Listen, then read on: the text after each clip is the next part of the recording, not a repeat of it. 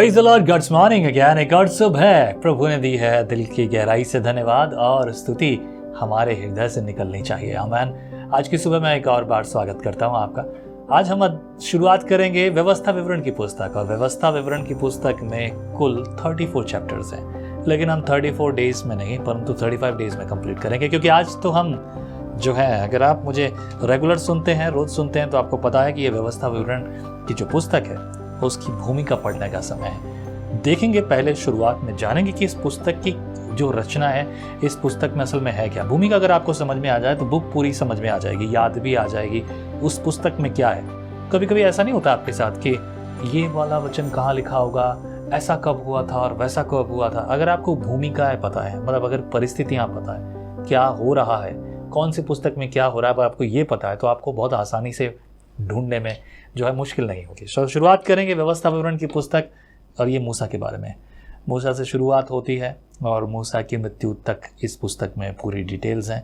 और ख़ास तौर से व्यवस्था की बात जब आ रही है तो इंग्लिश में कहते हैं ड्यूटोनॉमी, लेकिन ये व्यवस्था की बात तो किस किस प्रकार की क्या क्या व्यवस्थाएं रहेंगी वो इस पुस्तक में है।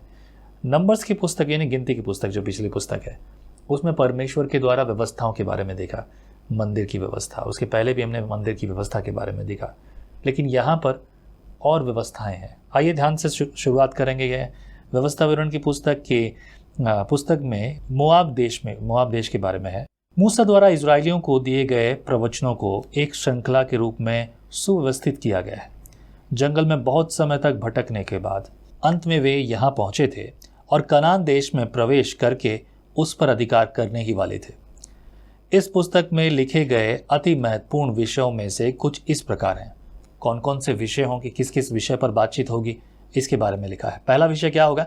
मूसा पिछले 40 वर्षों में घटी महान घटनाओं को याद दिलाता है। वह लोगों से आग्रह करता है कि वे यह याद रखें कि जंगल में परमेश्वर ने कैसे उनकी अगुवाई की, अतः वे परमेश्वर के प्रति वफादार और उसके आज्ञाकारी रहें। बहुत महत्वपूर्ण बात है, वफादार और आज्ञाकारी। पता, एक बात मैं आपको कहना चाहता हूँ, ये समझने वाली बात है, याद रखने वाली बात है। हमने देखा कि परमेश्वर ने जो है मूसा को जो है वहाँ जाने से रोक दिया, जिस जगह के लिए मूसा को परमेश्वर ने इस्तेमाल किया कि तू इजराइलियों की अगुवाई करेगा। इसके बारे में हमने पिछले पुस्तक में भी बात की थी।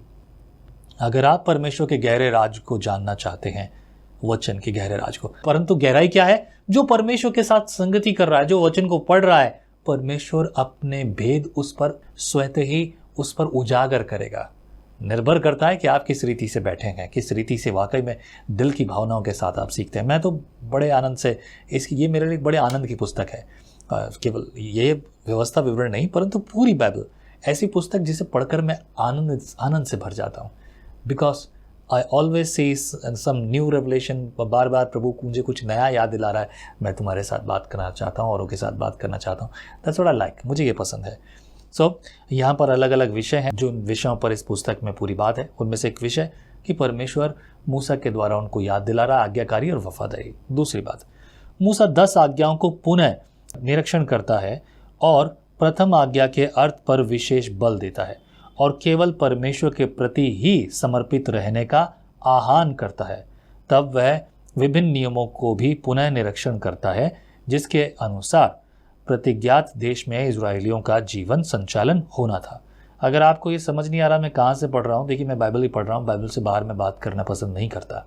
बहुत सारी किताबें, पुस्तकें मैं पढ़ता हूँ, मेरे पास है, और आए दिन जितना संभव होता है पढ़ने की कोशिश करता हूँ। बट दो I don't like to talk from any other kind of books. बहुत से लोगों को जो है बहुत इंटरेस्ट आता है कि भाई दूसरे धार्मिक शास्त्रों से भी बात की जाए। मैं कहता हूँ क्यों? क्या मेरी बाइबल काफ़ी नहीं है मेरे उद्धार के लिए? यदि आप उन बातों को जान भी लोगे तो आपको क्या मिल जाएगा? नहीं, मज़ा ज़रूर हो सकता है, मज़ा आ जाए। देखिए, एंटरटेनमेंट जो है वो हमारे जीवन का उद्धार नहीं कर सकता।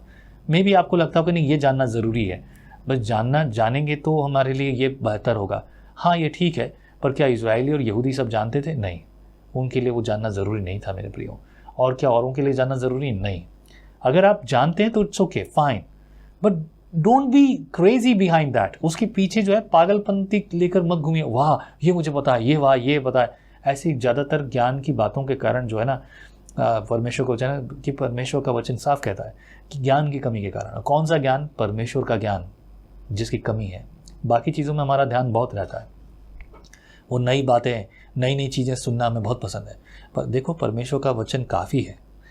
पता नहीं आपकी सोच इसमें क्या हो सकता है, भिन्न हो, और मैं नहीं कह रहा हूँ वो गलत है, but I mean to say that focus on the word of God. परमेश्वर के वचन पर फोकस कीजिए। जितना आप दूसरी पुस्तकों पर ध्यान दे रहे हैं, इस पुस्तक पर ध्यान दीजिए। ये पुस्तक जीवन देने वाली पुस्तक है। इसीलिए दूसरे विषय पर बात करेंगे।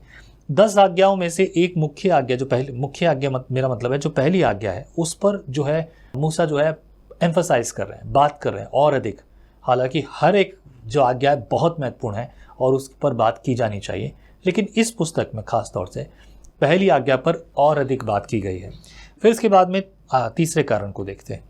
मूसा लोगों को परमेश्वर के साथ उनसे बांधी वाचा का अर्थ समझाते हैं और इसके प्रति अपने दायित्व के वादे को पुनः जीवित रखने का आह्वान करते हैं। ये दायित्व जो है ना, हमारी जिम्मेदारी, उसको फिर से याद दिलाना, उसे मनन करना कि भाई ये याद रखो कि तुम्हारे लिए क्या बात की गई है, तुमसे क्या बात की गई है। You need to think about it. आपको पता होना चाहिए। यदि एक स्त्री और पुरुष जिनका विवाह हो चुका है, अगर उन्हें आपस की बनी हुई संधि और सहभागिता और वो वाचाएं जो उन्होंने विवाह के दौरान बांधी थी, वो अगर वो वाचाएं याद रखते हैं तो वो अपने आप को परिवार के लिए, एक दूसरे के लिए, औरों के लिए, समाज के लिए, सभी के लिए। लेकिन जो इन वाचाओं को भूल जाते हैं, बस तो फिर कहानी कैसी शुरू होती है? धर तेरे की, ले तेरे की, मैं तेरे की, तू तेरे की, मैं तेरे की, न जाने क्या क्या कहानियाँ होती है। दिस इज एब्सोल्युटली रॉन्ग, गलत हो जाएगा। Let's come to the word of God. परमेश्वर के वचन की ओर चलेंगे, बड़ा मजा आएगा अगर आप ध्यान देंगे तो। चौथी बात, यहोशू को परमेश्वर के लोगों का अगला अगुवा नियुक्त किया जाता है।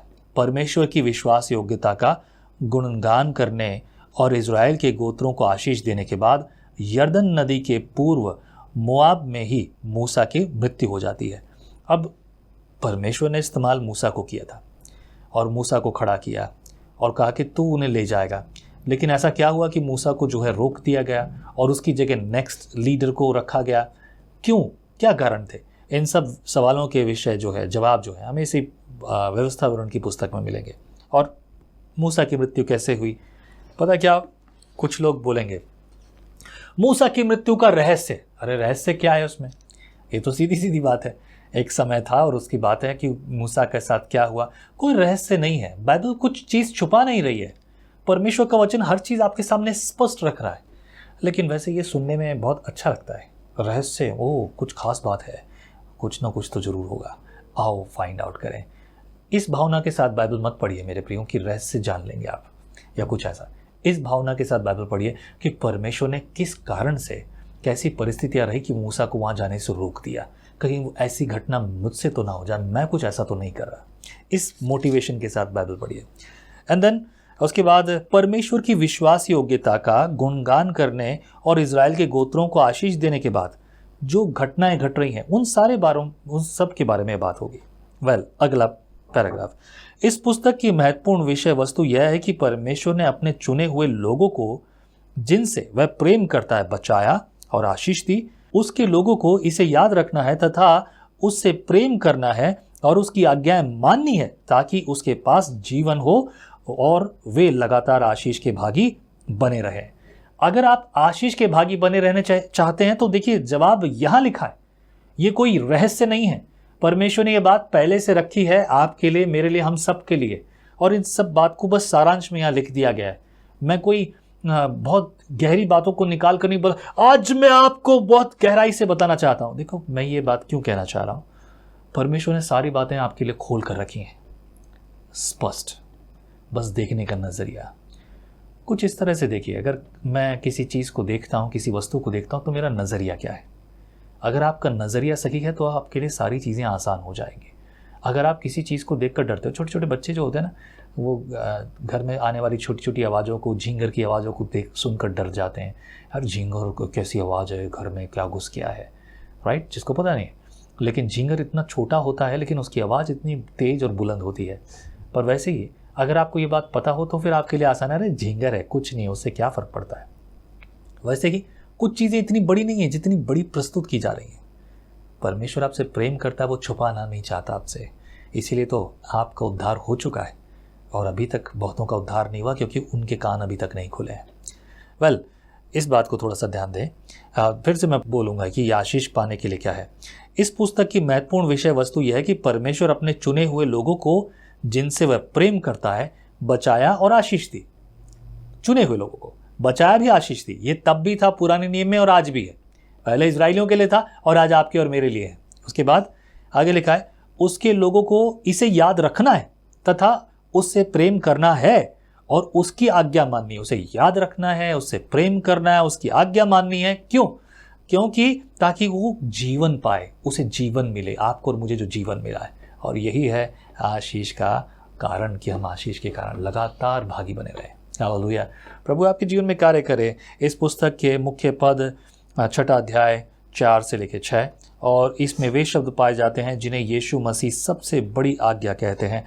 तू अपने परमेश्वर यहोवा से अपने सारे मन और सारे जीव और सारी शक्ति के साथ प्रेम रखना। Hallelujah. That's the simple one. तो प्रभु आपके जीवन में कार्य करे। शुरुआत करेंगे कल से, पहले अध्याय से मिलकर संगति करेंगे, गहराई से सीखेंगे, आत्मा से सीखेंगे। प्रभु सिखाए। प्रार्थना करो, प्रभु परमेश्वर मुझे बुद्धि दे, ज्ञान दे, ताकि मैं तेरे वचन की गहराई को समझ सकूं, तेरी महिमा कर सकूं।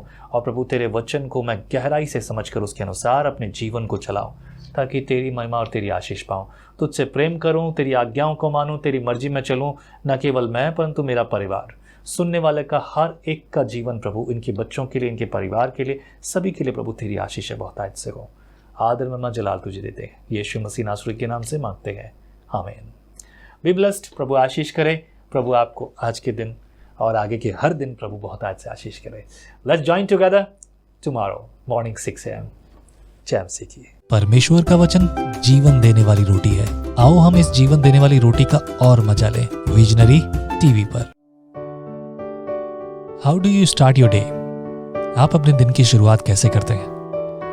आओ एक ऐसे दिन की शुरुआत करें जो परमेश्वर के साथ होता है। विजनरी टीवी पर।